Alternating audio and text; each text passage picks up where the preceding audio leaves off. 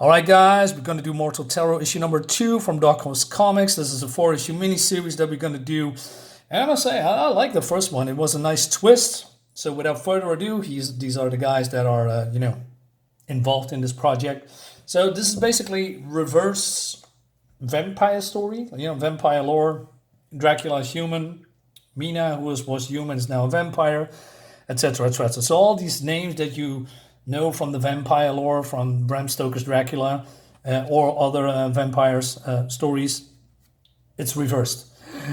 So we have here Mina has sex with, I believe this is Dracula, although she doesn't say her name, but I'm 100% sure this is Dracula. So she bites him, and he says, "Now it's my turn to taste." So he nibbles on his flesh, and then he says, "Hey, this is as much as we can risk for now. If we drink too deeply, you will become like me. Once upon a time, the opposite was true, but when your kind has hunted mine nearly to extinction, the balance of the cosmos shifted, and now it's my bite that can transform." So now I was wondering, so is this probably an alternate universe where once upon a time vampires, was Dracula and Mina and all the human characters were human, and then it's now reversed, or was it always this way? I'm not entirely sure, but it's fun to think about it. So, but Mina says, "Hey, I really want to do it," but Dracula says, I'm assuming this is Dracula, so I'm call this guy Dracula for now. Maybe this is not a guy, but I'm pretty sure this is Dracula. He says, so hey, Dracula says, "Is this really what you want? Right? Do you want to have warm flesh again? Have your heart beat?" She's hesitating, and he says, "Well, your dreams of me reveal your eventual route to true life and inevitable death. But now it's not yet your time." And she says, "When?" "Soon, my sweet Mina." And he goes away. Now, I must say this is in London, but underground, where the vampires live. And he goes away. So I'm wondering, how does a human comes in this vampire town, right? Anyway. She says, "My beautiful dark man, I will pray it build soon, and you will truly be with me in the flesh, warm, living flesh." And then we go to Jonathan Harker, who is, walking with the captain of the guard, I guess, right? And so basically she says, "Hey, you aren't on the my command," but Jonathan Harker's, sputtering a little bit because, I have a decade of battle-hardened battles, on my back, so I know what I'm doing. But she says, "Well, you've been out of the military for years, Mr. Harker. Follow my orders, and I try to keep you alive." "Aye, Captain." So what they are going to do? They go into the suits, and then in the first issue there was some kind of a train passage tunnel, and the tunnel was attacked, and so they are putting on these suits, right? And they basically going outside because, in the sun, because, well, they're vampires, right? Hats. So they are, walking to this town. There was some kind of a bomb that exploded to the north. So this is the tunnel that I talked about, right? And they say, "Hey, I can see someone set it off. See the wire there? Looks empty, and the wire ends over here, right beside the remains of a blasting switch and battery. They certainly didn't try to hide their intentions. Terrorists never do. Bastards wait here until they heard my train before detonating, but someone was careless. One X where they set off the bomb, another near was left of that old cathedral. My guess, either there's a second explosion plan, or this is where we find them." So the captain says, "Hey, maybe we'll find them, but let's go back. We're not going to do this alone, right?" I think it's funny they call them terrorists, although these are the bloodsuckers. Meanwhile, we go to, I believe this is Quincy Harker. He was now attacked by humans during some kind of a raid, and they took his gun that he's very fond of. Not sure if that's very relevant, but this guy talks about it. So the nurse comes in, gives him some fresh blood bottle, and then he talks to this girl called Kostanovich, which is, I believe, maybe Russian, East European name, but she looks Asian, which is Yeah, I mean, there are probably Asians in those areas, but still. So he asks her, hey, do you remember anything of that attack? But then she says, vampire's memory is always fluid, my friends. After a century or so, old memories blur. The new ones come in, and pretty soon the old ones vanish completely. I don't know about you, but I have skills I have no recollection of acquiring. I can read 7 ancient language. I know how to rig a sail, but can't recall ever being on a boat. And then she's talking about, hand-to-hand combat and, in a bedroom. So this guy comes in and says, hey, I'll stop you there before things turn uncomfortably explicit. So it says, hey, trouble. So Captain Westenra summoning the whole unit. So that's the blonde one, right? And wait for me, Kostanovich. Let me finish up this blood all hybrid. You'll be right here, Quincy. Don't let anger and frustration make you stupid. You'll be back in the field soon enough. And he thinks, yeah, well, he has a score to settle because one of the humans took his gun. So I probably think that's coming back. Meanwhile, I thought this was Kensington, but it's Casington? Oh, okay. There's some kind of a palace. Lady Godalming to see the king. So the lady comes here and there's some guards and that hissing at her, right? And now we meet the king, and it's King... surprisingly, King Rollo. Now, I only know King Rollo from, ancient lore. King Rollo was a Viking, and he was the brother of Ragnar Lothbrok. I saw the series Vikings, which I really enjoyed. Not every, season was good, but overall I really enjoyed it. So, but that's the extent of the information that I have. I only know that he was going to France later and become their king. I believe it was France, or was it England? I'm not entirely sure. But of course, he is in England. Yeah. So Rollo here is, writing down his memories because even, he is losing his memories through time. And so he says, hey, let her pass, you fools. Are you blind? Lady Godalming visits the chamber twice a week, and twice a week you block her path. You can blame them, your majesty. They stand ready to protect you from the enemies and from friends. Sometimes the latter can be more dangerous than the former. All right. Maybe something that's going to happen in the future. Who knows? So she's basically reporting, right? And he says, so you come with bad news again. My duty to the crown is to bring you the truth, whether or not it agrees with your interest. The mortals are conspiring, your majesty, and are much cleverer than we credited for. So he just totally dismissed that. He says, well, mortals, there's no mortals. What are you talking about, right? He said, your fantasies and paranoia, and he's grown tired of it. What mortals still survive are only mad, raving beasts. And she says, well, no, that's untrue. They are basically engineered a terrorist attack. He says, hogwash.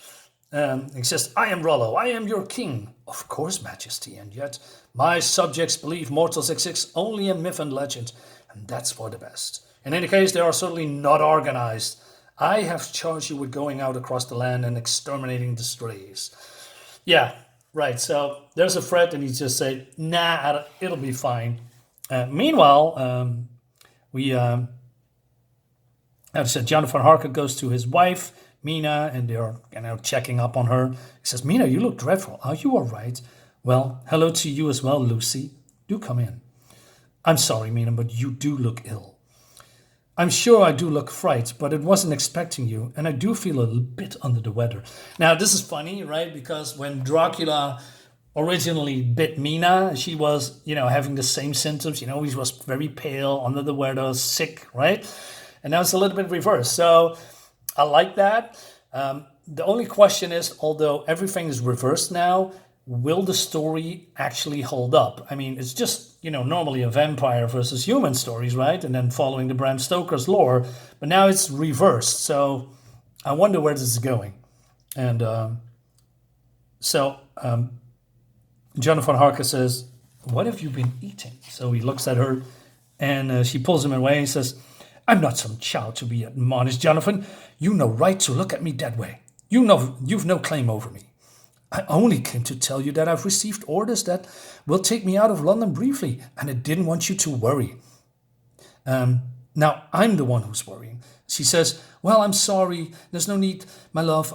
It's only that I'm so tired and it made me irritable. Irritable? Irritable. Something like that. Please take care of yourself. I'll be in better humor when you return. So the captain says, Lucy says, hey, maybe we should hail a cab. But then Jonathan, wants to, say, hey, maybe we should go to the doctor and bring her there. And she says, that's an order, Mr. Harker. Lucy, Captain Westenra, whatever is in your mind won't be solved today. Stoic, I like that. So Mina is comforting her husband. And I believe she hasn't consummating their love, right? Because they need to be married first, I guess. Yeah. And so she says, "Don't worry, I'll be fine. I will check on the doctor, right?" So he goes outside, hailing a cab, and so Lucy stays behind and wants to talk to Mina. Now this is fun. We've been friends for a long time. I'm going to be very direct with you. Your room stinks of sex. Maybe Johnny's so too innocent to know the smell, but I know it well. He's a good man, better than you deserve, it seems. Want to tell me what's going on? What does it matter to you? Oh, right, you wished you'd been the one responsible for my rumpled hair and the stink of sex in the air. You want to be the one between my legs. Who are you? Lucy, wait, I don't mean... And then she's walking away. You're not wrong, Mina. I always wanted you. Maybe I even love you. I haven't allowed myself to delve too deeply into that question because I never think of hurting Johnny. And you know that. This cruelty, this cavalier treatment of those who love you, it's a side of you I haven't seen before. I don't like it. Not at all. And I have to wonder, do you? And she says, what is happening to me? Well, probably, Mina, you're changing into a human. That's what's going to happen. Speaking of, we're coming back to a little bit later. So the Ganners are, ganged up, and they are, searching for humans, right? So they try to exterminate them, I guess. So they go into the suits, and they're going outside, and I believe they are going to the church where they think the humans are.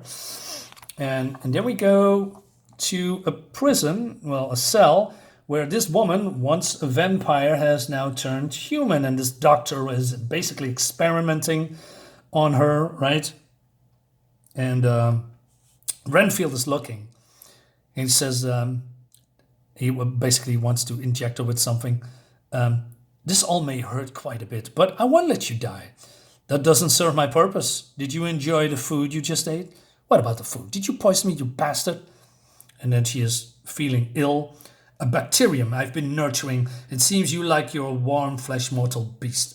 It seems to like your warm flesh mortal beast, he says. It acts so quickly. Your disgusting heart is so beating so hard I'm surprised all of London below can hear it. Hold still so I can inject you. I don't want you to die quite yet. So, and he also says, I have plenty of other bacteria to test on you first. So he's torturing her. Renfield knows enough, and Renfield is crazy, right? Renfield wants to report to his master, probably Dracula, who is, Dracula.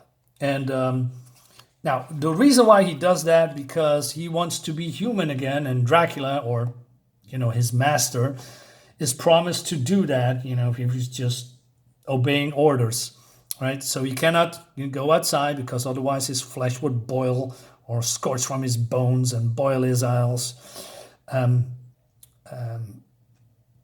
Why Renfield from memory? And it is a memory that Renfield treasures the most. Well, because he wants to with his woman again, right? Meanwhile, we have the vampire hunter. Human hunters? Vampires who are hunting humans, yeah. So they are saying, hey, swiftly and quiet now, we may... get there or find a bomb or a remnant of an encampment, but if we find the mortals inside, we take their heads. So, and they're also thinking about, taking one alive, maybe, interrogating them and showing them to King Rollo because, that these guys exist. And then Renfield comes and he says a password and he says, I don't know you, where's Dracula? See? Otherwise occupied. My name is McClinton. You can give me any information you brought for him. No, my words are only for I don't negotiate with monsters. McClintock, the sentries have spotted them. The attack will come in minutes. Seems I guess we'll be arriving early. You and I will finish this later. And he's, then getting shot. That's just mean, he says. Well, don't forget, Renfield is totally crazy. That leads us to issue number 3. That's coming hopefully soon, my way. Anyway, so what do I think about this? I think this is cool. I think this is interesting. It grabs me. It has this Dark Horse, Mike Mignola like aesthetic to them. Lots of blackness, right? Creepy atmospheric lore. The reversal of this mythical vampire stories. I like that. And we're getting also to introduce some new horror from Dark Horse that could be good or not. But I'm willing to try something. So guys, let me in the comments, let me know what you think about this, and yeah, see you next time. Subscribe to my channel, by the way, would be fun.